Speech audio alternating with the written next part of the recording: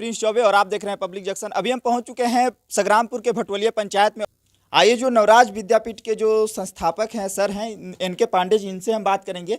Sir सबसे पहले तो स्वागत है हमारे चैनल पे आपका। आपका भी बहुत बहुत स्वागत है जी सर, ये जो नवराज विद्यापीठ है किस तरह से संस्थान है, क्या क्या पढ़ाई होती है, जरा इसके बारे में बताइए। ये नवराज विद्यापीठ जो है ये इंटरमीडिएट के बच्चों के लिए अभी भटोलिया में जो अभी चल रही है ना। मेरा मोटिव जो है ये आर्ट्स कॉमर्स के बच्चे जो हैं जो गांव में रह करके पढ़ाई कर रहे हैं है ना, जिनके पास सुविधा की अभी कमी है ना, या फिर जो सुविधा के साथ भी है एक उच्च स्तर की शिक्षा जो प्रोवाइड हमें करनी है, इसके लिए मैंने नवराज विद्यापीठ का नींव रखा है। और आने वाले समय में मेरा मोटिव जो है ये पूरे बिहार में इसका ब्रांच लगाने का है। जिसके लिए अपना वेबसाइट भी लॉन्च हो चुका है। naurajgroup.com पे आप सर्च करके मेरे बारे में जानकारी प्राप्त कर सकते हैं।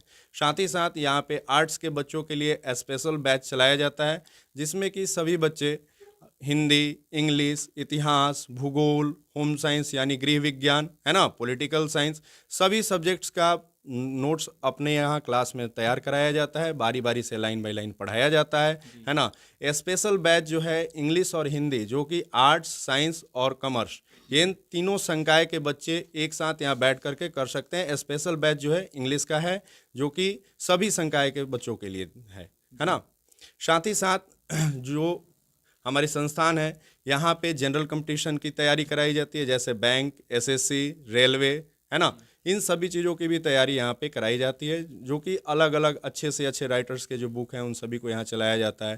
साथ ही साथ अपने संस्थान जो है ये कंप्यूटर क्लासेज जैसे डीसीए, टैली है ना, जो भी कंप्यूटर कोर्सेज आपको करने हैं सभी यहाँ पे अवेलेबल है ना। सभी कोर्सों की तैयारी यहाँ कराई जाती है। अच्छा, तो ये जो है थोड़ा सा रूरल एरिया है, यहाँ पर क्या बच्चे आते हैं? इतने सारे कितने बच्चे आते हैं आपके पास? अभी ये जो अपना जगह है, जगह मैटर नहीं करता, शिक्षा आप दीजिएगा, शिक्षा के हिसाब से आपकी मांग होती है ना। तो हमारा जो बैच पिछले 3 सालों से मैं यहाँ पे चला रहा हूँ। पिछले बैच में मैंने 2 बच्चों से इस क्लास की शुरुआत की थी, 2 बच्चे आए, उनके साथ मैंने शुरुआत किया और आज दिन प्रतिदिन बच्चों की संख्या बढ़ती ही जा रही है, वो रिजल्ट के माध्यम से। पिछले बैच में जो बच्चे लगभग 6 मंथ पढ़ के मेरे पास एग्ज़ाम दिए थे, उनका रिजल्ट बहुत ही बेहतर था। 394 नंबर के आसपास तक बच्चों का मार्क्स इसमें गया था, जो कि पूरे कोर्स को अभी नहीं कर पाए थे, लेट करके क्लास ज्वाइन किए थे है ना। अभी जो हमारे पास बच्चे हैं, अभी बच्चों की संख्या लगभग 30 के आसपास है सिर्फ इंटरमीडिएट के बैच में है ना, जो कि बच्चों की संख्या दिन प्रतिदिन बढ़ रही है। और जैसे जैसे शिक्षा का स्तर लोगों को पता चलेगा, मुझे पूर्ण विश्वास है कि सभी लोग इससे जुड़ते चले जाएंगे, नवराज विद्यापीठ से जरूर जुड़ेंगे। अच्छा, यहाँ से तो बच्चे जो है मोतिहारी, पटना की तरफ जाते हैं पढ़ाई करने के लिए, क्या यहाँ पर आते हैं नवराज विद्यापीठ में? आखिरकार यहाँ पे कौन कौन सी सुविधाएं हैं ऐसी कि जो लोग मोतिहारी पटना ना जा करके यहाँ पे आए? हाँ बिल्कुल, अगर आपको मैं बता दूं, नवराज विद्यापीठ में आने का सबसे प्रमुख कारण क्या है, बच्चों को पहले तो चीज़ है, गांव देहात में आजकल बच्चे मैट्रिक्स पास आउट होते ही सोचते हैं कि हमें जाना चाहिए बाहर है ना, वहां जाकर बेहतर सुविधा मिलेगा। लेकिन अब वो समय नहीं रहा, क्योंकि अब सुविधा गांव में भी अवेलेबल है। सभी लोग पहले यहाँ पे नहीं अफोर्ड करते थे कि बच्चे कहाँ से आएंगे, अच्छे शिक्षक यहाँ रुक नहीं पाते थे, उतने पैसे कमा नहीं पाते थे है ना। तो मैंने अभी पैसे की चिंता छोड़ करके बस सुविधा को देना शुरू किया है, ताकि लोग मेरे से जुड़े। और सुविधा के तौर पे आपको जो बच्चे हैं उनको अपना नोट्स क्रिएट कराया जाता है, जैसे इंग्लिश का यह बुक है ना, जिसमें सभी बच्चों को लाइन बाई लाइन हिंदी में सभी चीज़ को समझाया गया है ना। इसमें क्वेश्चन आंसर सभी आपने बनाया है?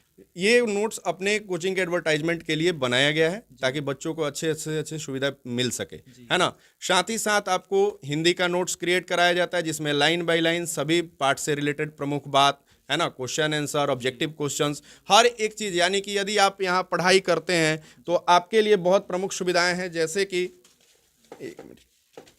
बच्चे यदि जैसे जाते हैं मोतिहारी गए, पटना गए, तो उन्हें एक बेहतर इंस्टीट्यूट के तौर पे वहाँ आई कार्ड, टी शर्ट्स वगैरह हर चीज़ मिलते हैं, तो उन सभी फैसिलिटीज़ को भी मैंने रखा है ना। साथ ही साथ जो चैप्टर्स पढ़ाए जाते हैं उसका लाइन बाय लाइन यहाँ पे नोट्स क्रिएट कराया गया है, ताकि प्रमुख जैसे कि राइटर के नाम, date of birth, date of death, इन सभी चीज़ों को क्रिएट कराने के बाद पाठ का सारांश, उसके अलावा ऑब्जेक्टिव क्वेश्चंस, इन सभी को साथ, यानी कि यहाँ पे आप यदि पढ़ने आते हैं तो ये मेरी जिम्मेवारी होती है कैसे बच्चों को आगे लेकर चलना है, यानी कि उन्हें क्या करना है ये सारा चीज़ मैं तय करता हूँ, और अपने जिम्मेवारी के साथ उन्हें पढ़ाने के लिए कोई भी सब्जेक्ट का एक लाइन न छूटे, ये मेरा प्रमुख उद्देश्य है ना। और पढ़ने का जो तरीका होता है, बच्चों का पढ़ने का जो सबसे बेस्ट तरीका है या पढ़ाई करने का, एक तो ब्रिलियंट माइंड का है, जो बच्चा होता है एक बार में किसी चीज़ को याद रख सकता है। दूसरा, जो बच्चे पढ़ना चाहते हैं तो उसका एकमात्र विकल्प है कि आप प्रतिदिन रिवाइज कीजिए, है ना, अपना सिलेबस आज पीछे का रिवाइज करके आगे का पढ़ाई कीजिएगा। जाहिर सी बात है सारा सब्जेक्ट आपको बिल्कुल लाइन बाय लाइन याद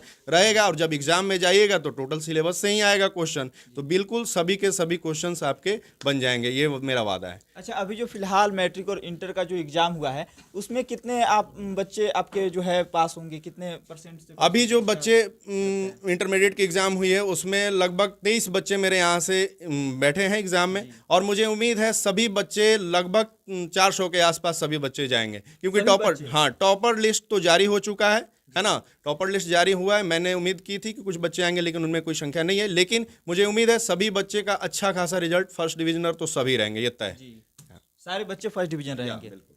अच्छा, अभी जो हमारे क्लास में बच्चे हैं, अभी क्लास में जो बैठे हैं, ये इंटरमीडिएट का ही बैच है ना, जिसमें बच्चों की संख्या आप देख सकते हैं, और ये क्लास ले रहे हैं। इनसे भी उम्मीद है और मेरा यही इच्छा है कि लोग जुड़े और जुड़ करके, और एक वास्तविक शिक्षा का यहाँ पे जो मैंने अलग जगाया है, यहाँ पे फ़ी जो मैंने रखा है बिल्कुल मिनिमम फ़ी रखा है, 400 रुपये मात्र, है ना। और जो कि फ़ी आप कहीं अलग जगह पर पढ़ने जाते हैं तो वो फ़ी है आपका एक सब्जेक्ट का 5,000, है ना, और यहाँ आप पढ़ाई करते हैं तो मात्र 400 रुपये मंथली, यानी 4800 रुपये में टोटल सब्जेक्ट आपको पढ़ाया जा रहा है। क्योंकि मुझे अलग जगाना है, लोगों को जगाना है कि जगिए, शहर में अभी कुछ नहीं है, यहाँ पे भी सुविधा है, और जो बच्चे कर रहे हैं उनको पता है कि यहाँ पे क्या मिल रहा है, क्या चीज़ मिल रहा है। यहाँ पे आप क्या क्या सुविधा देते हैं ऐसे, स्मार्ट क्लास से लेकर क्या? या अपने क्लास में स्मार्ट क्लासरूम है, कंप्यूटर लैब है ना, और शैक्षणिक माहौल है, जो कि शैक्षणिक माहौल होता है, शांत साफ वातावरण, है ना, ये सभी सुविधाएं यहाँ उपलब्ध है। अपना क्लास जो है एक बेहतर जगह पे, अपने घर, अपने मकान के अंदर जो चल रहा है,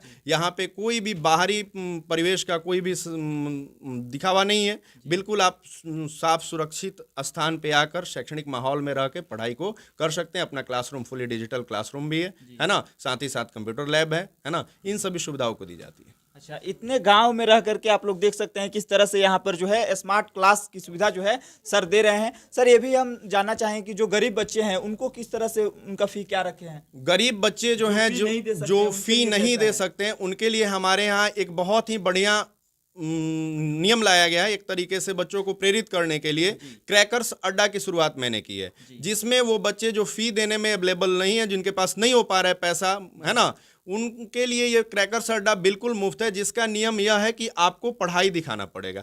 साप्ताहिक टेस्ट के तौर पे यदि आप उसमें अपना रैंक मेंटेन करते हैं तो बिल्कुल आप निःशुल्क मेरे यहाँ से शिक्षा प्राप्त करेंगे, बल्कि बस आपको सिर्फ अपना पढ़ाई रखना है। यदि टेस्ट होता है, आप रैंक मेंटेन नहीं कर पाते हैं, तो आपको निकाल दिया जाए, क्योंकि यदि आप पैसा देने में सक्षम नहीं है तो कम से कम शिक्षा तो अपना रखिए, अपने आप, वो आपके मेहनत पे डिपेंड करता है ना। इसलिए मैंने क्रैकर्स अड्डा की शुरुआत की है, जिसमें जो गरीब बच्चे हैं वो बिल्कुल निःशुल्क शिक्षा सभी सब्जेक्ट का कर सकते हैं, बस अपने पढ़ाई के बदौलत। मतलब जो पढ़ने में बच्चे जो हैं अगर ठीक ठाक हैं तो आपके पास फ्री में पढ़ सकते हैं? बिल्कुल बिल्कुल मुफ्त में पढ़ सकते हैं, बिल्कुल हर एक सुविधा के साथ, उनके साथ कोई भेदभाव नहीं, सभी बच्चों के साथ बैठकर अच्छे तरीके से बस अपने पढ़ाई की प्रतिभा से वो अपने आप को साबित कर सकते हैं कि हाँ, पैसे की जरूरत पढ़ाई में नहीं होती है। चलिए, तो जैसे कि आप लोग देख रहे हैं कि इतने अच्छे जो व्यवस्था के साथ अगर सर कोई फ्री मुफ्त शिक्षा भी दे रहे हैं, जो गरीब बच्चे हैं, वंचित हैं, तो यहाँ पर आकर के फ्री में पढ़ाई भी कर सकते हैं। तो बने रहिए हमारे साथ, आगे भी लगातार अपडेट्स देते रहेंगे। धन्यवाद। मैं प्रिंस चौबे और आप देख रहे हैं पब्लिक जंक्शन।